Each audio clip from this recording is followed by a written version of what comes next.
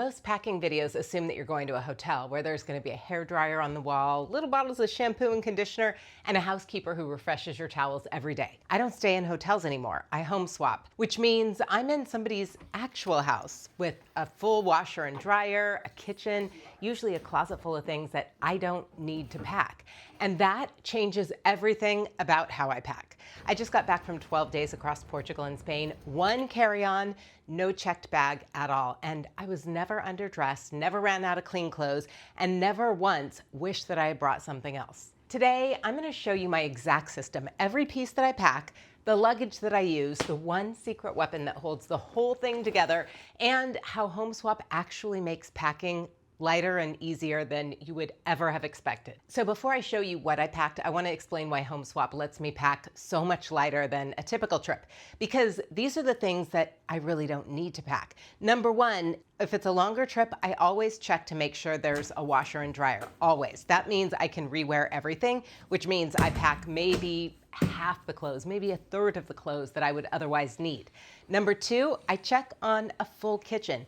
No drugstore runs for snacks, no eating out every meal. I grocery shop or I hit up the farmer's market locally, which means I don't need to pack a bunch of snack bars and extra food. It's amazing when you have a refrigerator and a microwave or a stovetop, how much easier eating can be when you're on the road. Number three, most home swap hosts leave toiletries, things like shampoo, conditioner, soap, a hairdryer.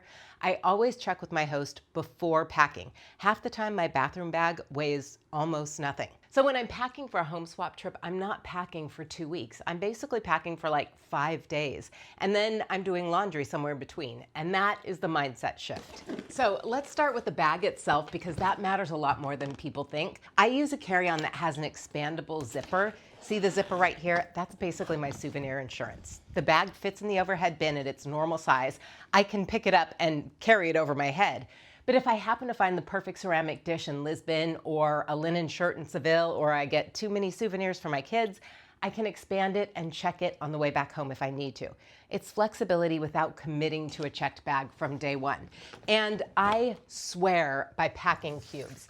1 cube for clothing, 1 cube for shoes, 1 for accessories and underwear. Everything compresses. I can fit all of these clothes in this. Nothing gets lost. I can find anything in 10 seconds, even at 6 a.m. in an unfamiliar house. Okay, so here is everything I pack. This is a full 12-day, 2-country in just one carry-on. Let me walk you through it piece by piece and tell you exactly why each thing made the cut. Starting with bottoms, I take exactly 3 pair of pants. A pair of jeans. I like to bring a dark wash that can go casual, or it can dress up with the right top. Number 2, I bring a black wide leg athletic pant. This is my secret weapon for travel days. Comfortable enough to sleep on a plane. They look put together enough for a nice dinner. You can work out in them if you need to. These are doing the most work of anything in this bag. And number 3, a linen pant. These are my warm weather wandering around a market pants. They wrinkle, and I don't care, because wrinkled linen just looks like you've been somewhere cool. So tops, I bring just a handful of tops. I keep it really simple. A few tank tops, these are my workhorses. They layer under everything. A plain t-shirt. For this trip, I have 2 long sleeve shirts for cooler evenings or a freezing museum or your flight, and 1 slightly dressier top, something that'll take the black wide leg pants from running errands to a dinner reservation. All the tops have to go with all the bottoms, no questions asked. Also, layering. I bring a cardigan or a light sweater. Wears as a top, wears over everything, lives in the back of a chair in pretty much every home swap I stay in. I also like to take a jean jacket. This is my casual layer. Works with the dress, works with the linen pants, works with the jeans if I really want to do double denim, and I don't apologize for it. And I bring a black windproof jacket. This is my practical layer. Rain, wind, cold flights. It packs down really small, and it doesn't look terrible. And on a home swap trip, when you're out exploring like a local and not a tourist, you're going to use this baby. 1 dress, just 1, and it has to be versatile enough to go from afternoon sightseeing to a nice dinner. I really love this one because it doesn't take up much space. With sandals, it's dressed up.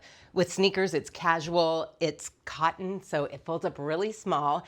And with the scarf, it totally changes the look. I'll get to that in a minute. As for shoes, I bring exactly 2 pair. Most people overpack in this category, and it makes sense because it's the heaviest thing in your bag. Just pack 2 pairs, that's it. If you're going to the beach, you might throw in a pair of really flat flip-flops, but for the most part, these 2 staples will get you everywhere. Athletic walking shoes, of course, because on a home swap trip, you're living like a local and you will walk everywhere. These you can also work out in if you need to. And 1 sandal that you can dress up. Okay, for the accessories, my secret weapon is the scarf. This is one of the most important pieces in my pack, and I am completely serious. It's a belt, you tie it through your loops on your jeans, suddenly those linen pants too can look international. It's a layer of warmth if you're in a drafty home or a chilly train ride. It goes around your head as a sun cover-up or a hair situation when you've been walking for 6 hours and you just don't want to deal with it anymore. It can totally change the feel of your outfit without adding any weight or bulk.